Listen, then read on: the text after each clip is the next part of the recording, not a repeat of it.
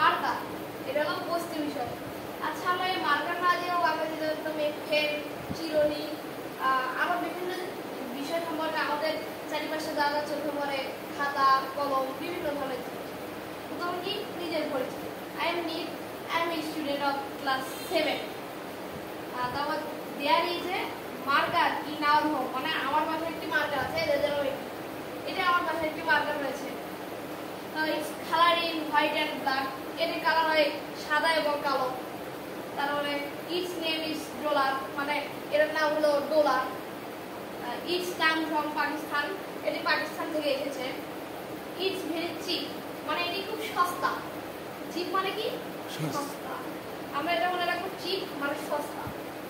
Only 40 টাকা, মানে মাত্র 40 টাকা। ইটস ভেরি স্মুথ, এটি খুব মসৃণ ভাবে লাগে।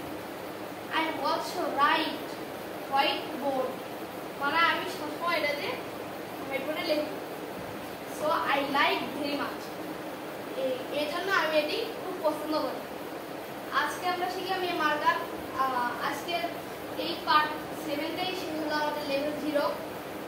গত ক্লাসে, আগামী ক্লাসে আমরা পাবো হলো লেভেল 1।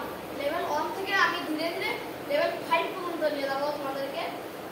আজকে আর নয়, no more today, see you again.